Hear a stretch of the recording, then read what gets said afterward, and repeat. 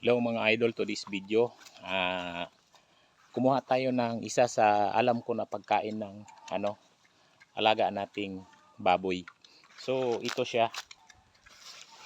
Nakalimutan ko lang kung ano ang tawag dito sa amin na nakalimutan ko na. Pero alam ko to na kinakain siya ng baboy pero hindi ito nila ginagawang pampakain sa baboy. So ako lang ang nagkaalam na pinapakain ko ng ganito ang baboy ko. Sa mga hindi pa nakaalam na ito ay pwede itong pagkain ng baboy or manok. Baboy or manok. Hinahanapan ko yung baboy ko nito kaya ko siya inilalabas. Hindi ko alam kung ano ba ang meron dito. Pero alam ko is kinakain siya ng baboy at manok. At may vitamins to para sa kanila. Yung ganito kasi pinaglalaruan lang namin ito dati. Nung mga maliliit pa kami. Pa-comment ako kung ano ang tawag sa inyo at sa mga taga-aklan na nakaalam nito kung ano ang tawag nito. Ayan, tingnan mo kumakain yung baboy ko. Kain ng kain siya niyan. So, ito ang ginawa kong pang merienda sa kanya na halaman. Kasi kahit saan lang naman ito ay makikita mo, makakakuha ka. So, kung matyaga ka lang na mag-ipon at manguha, ito ay pwede ng pampakain ng isang buong araw sa kanya. Pero hindi ko naman lagi sa pinapakain ito. Ngayon ko lang pinapakain.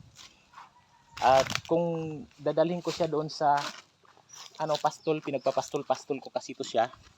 Ipinapastol ko siya. Kaya nakakakuha siya nito. Kakakuha siya niyan na kinakain niya. Yan, pinapastol ko kasi siya, hindi ko siya ini-steady lang sa isang kulungan. At nangangalay kasi yung ating kamay. Hindi ko siya inaano sa loob ng kulungan lang. Hindi siya naka-steady sa loob ng kulungan kundi nilalabas ko siya. Kaya may purpose ng tali. So pag nasisipagan kang kumuha ng pagkain para sa kanya na ganyan, pwede mo siyang itali lang. Tali mo lang. Nakalimutan ko lang yung pangalan niyan eh. Pero alam kong kinakain talaga ng baboy at manok yan. Pero nakalimutan ko lang yung pangalan dito sa amin. Pinaglalaroan lang dati namin yung mga bunga niya. May mga lumalaki pang bunga niya ngayon, bata pa. So kinukuha ko lang is yung bata lang. Binibigay ko sa alaga ko. Kaya tingnan nyo. Tuwang-tuwa siya, kain ng kain. So, nag-aalaga din dati yung nanay ko ng baboy. Pero hindi ko nakita na pinapakain niya ng ganyan. Pinapakuhaan niya sa amin ng ganyan. Hindi. Ako lang ang niya na supposed to be, sabi ko, ano ba talaga ang mga kinakain ng baboy na makatipid ka. So para sa kanila is masustansya yan dahil kinakain nila. Karaniwang dahon lang ang mga kinakain nila, iba-ibang mga dahon. Yung iba hindi naman nila kinakain. So naisipan ko na bakit hindi ko sila bigyan ng mga ganyan na mga dahon pang merienda. Kasi anong oras na to? Nasa 12 na. So yan ang bigay ko sa kanila na sa kanya na pagkain. Ayan. Mukhang kulit ang landi niyan, ang landi. Oh, landi. Higa kaagad siya pag hinawakan dito sa ulo. Hihiga yan siya, oh.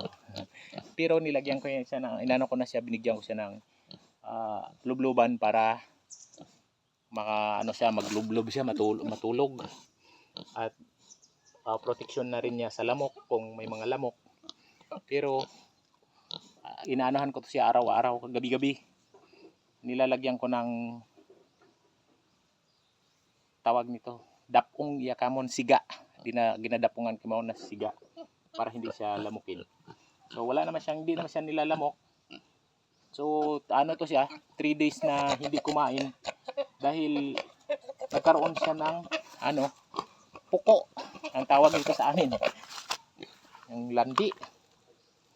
Ayan. At yan ang bagong kaalaman mga ka-farmers na kinakain ng ating mga alaga sa mga hindi nakakaalam. Or alam naman ninyo pero hindi nyo pinapakain. Kinakain ng alaga natin yan. Kaya kung wala ka pang ano sa pagkain ng marami, yan pwede yan. Kagaya sa akin ay kinakapos ako sa pagkain nila. So hanap ako ng paraan kung paano ko sila mapapakain. Mga dahon ng saging, kinakain nila yan. So ayan, ganyan, dahon ng saging. Okay? Thank you for watching. Di na tayo nakasuklay kasi dito tayo sa... Ay, nagsuklay ako kanina. Pero nawala na. Kasi kung saan akong nagpunta. Marami na tayong ginawa. At nakakapagod naman ang dire-diretso nating gawa, kaya pa kunti-kunti lang. Pinainom ko siya ng tubig at binigyan ko ng pangmerienda niya. Ayan na. Thank you for watching. Please like and share sa ating video kung nagustuhan ninyo ang ating pagpa-farmers. At hindi lang yan ang pangarap natin, yung ganito lang, na iisa lang siya. So soon, pag dumami sila, is pararamihin pa rin natin sila. Okay, maraming salamat.